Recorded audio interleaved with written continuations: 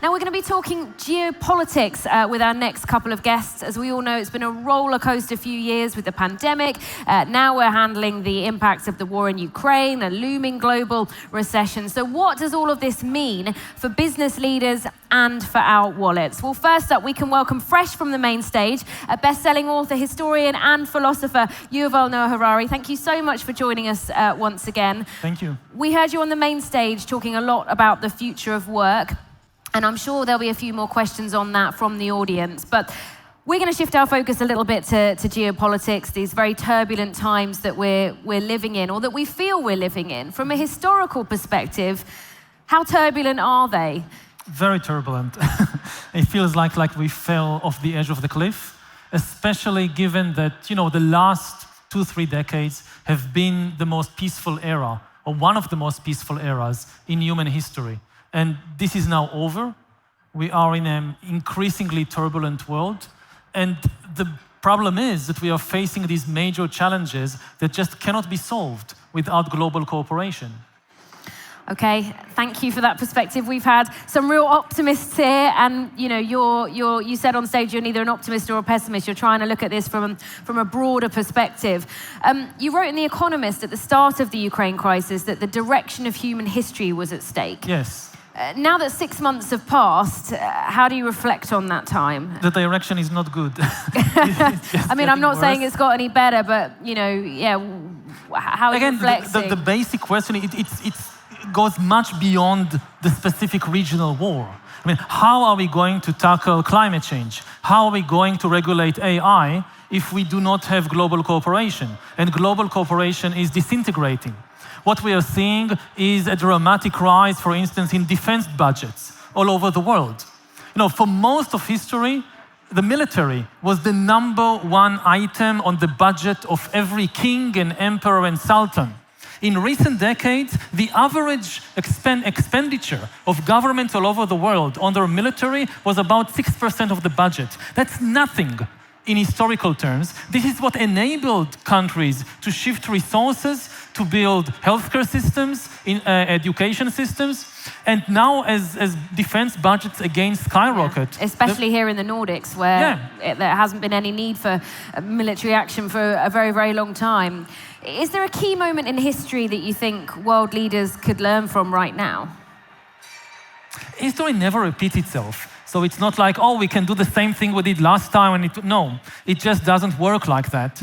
It's always something new. But part of the issue is that as a historian, I'm kind of aghast at the way that world leaders, like Putin, for instance, often use history as a justification for what they do. They live in a fantasy about the past, like that Russia is threatened by Europe.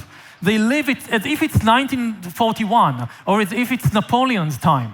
And nobody in Europe wanted to invade Russia. For all the people who kind of make excuses for the Putin regime, there is a simple question.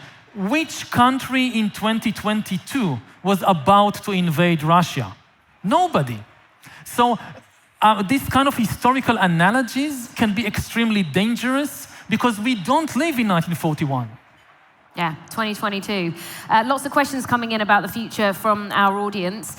This one says, Yuval, what are the best kind of politics to help us adapt to the future? Is it a free market to incentivize change, or UBI to care for people who are slow to adapt? UBI I am not in favor of, because the very meaning of the term is problematic. People talk about universal basic income when they actually mean national basic income. What automation will do, it will create immense gaps in the international system, in the global economy. Some countries will benefit enormously.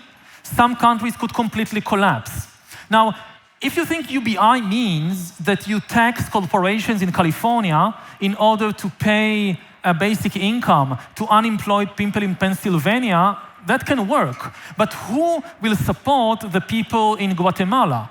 Who will support the people in Pakistan? I'm not seeing a US government or a Finnish government taxing its people, its corporations, in order to support the people there. And this is where the big problems will be. So again, we need to think about this in global terms, not in national terms, and I don't see any kind of global basic income coming along. This user says, how do you see diversity? Do you think more diverse competencies could be useful, or are we seeing the drain of diversity on a group level? I think that because the future is so unexpected, that the pace of change is just accelerating, diversity is essentially good for businesses, because to have diverse types of peoples and backgrounds and skills is absolutely essential. You just don't know what's the next big thing that's coming even in your field. So again, this trying to extrapolate from the past, this is what worked in the last 10 years. So we need these kinds of skills, these kinds of people. This is bound to fail. Yeah. It's all about forward thinking. This question from Philippe fits into that. How could we perhaps change our education systems to equip our children for the 2050 world, they're saying? Well, can we do that, or do we need to start planning that in 2049? Too late. I mean, again, you need to start now. The education system is the front line. You know, businesses, they can wait to 2040, 2045. Education can't. If you now teach something irrelevant, you can't go back in time and change it. So again, the focus should be on not learning specific skills, but on how to keep learning and changing, which demands a lot of mental flexibility. If you think, for instance, about information, so I'll focus on history, this is my field. No point teaching people in school specific information like dates and names and things like that. They can Google it. What they really need is the ability to tell the difference between a reliable source about history and an unreliable source. This is key, not just for understanding history, but also for our politics. Because our politics is all based on historical narratives. And if people can't tell the difference between reliable historical narratives and false historical narratives, we are in big trouble. Although with the advent of fake news and AI, recognizing reliable sources is going to be harder than ever. This is why it's so important, again, to dedicate time in school to teaching people about these dangers and giving them the skills to how do you tell, if somebody comes and tells you something, I don't know, about the Second World War, how do you know whether to trust it or not? How do you go and actively collect new information in order to judge between these two claims? This is much more important than knowing specific facts. Speaking of which, you are actually working on, you've released a children's book. It's coming out in a lot of different places this autumn. Tell us about that and why you decided to focus on that market rather than the adult market as you have done in your previous books. Because, you know, children need to understand the world just like anybody else, even more than other people. What I see in many countries is that the education system is focusing on teaching mainly the history of our people, our nation, our culture, which is important, but which is just not enough to understand the world in which we live, not enough to understand yourself. You know, everything from, I don't know, you like football? Football was not invented either by the Finnish or by the Israelis, it was invented by the English. If you like sugar, sugar came from New Guinea. And if you look much deeper in yourself, like our fears, our love, where did it come from? Not from any specific human culture, it comes from millions of years of evolution. If you wake up as a child in the middle of the night, afraid that there is a monster under the bed, this is not coming from Finnish or Jewish culture.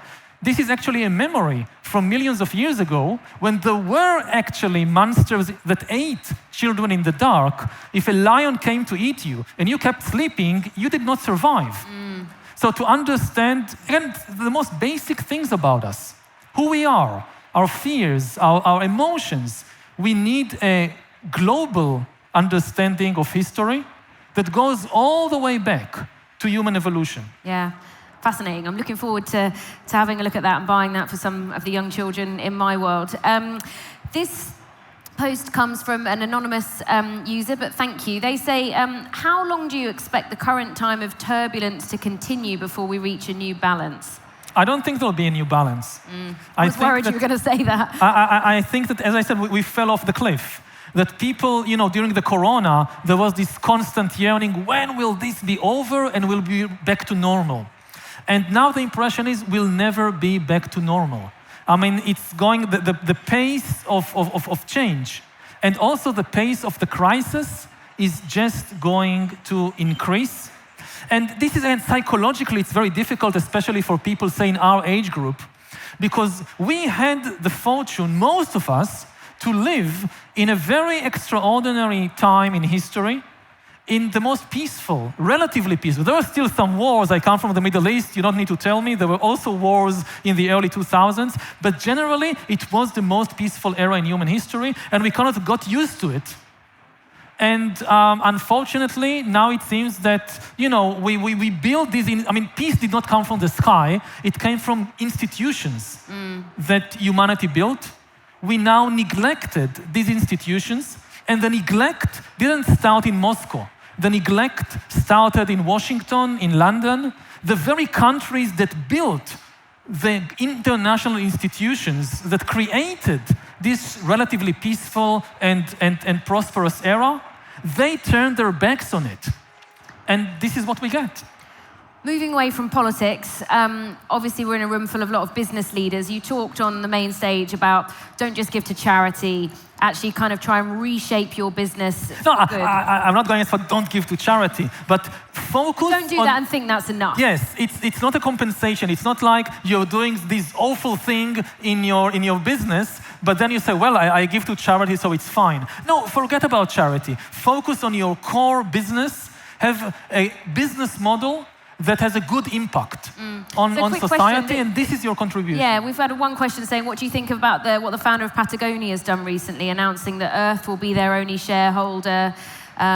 Basically, the owner's given away a lot of the business and said that the money is going to go back into impactful projects.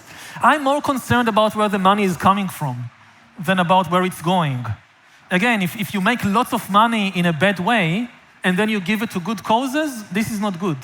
I mean, the biggest impact of a business is always in how it makes its money, not in how or where it contributes its money. So I spoke, for instance, a lot about the broken information system we have.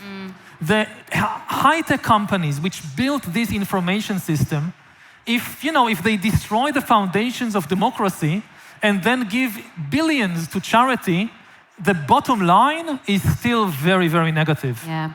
Listen, so much for all of us to think about. Thank you for those brilliant reflections. Yuval, Harari, let's give another big round of applause. Thank you so much from everyone at Nordic Business Forum. Thanks.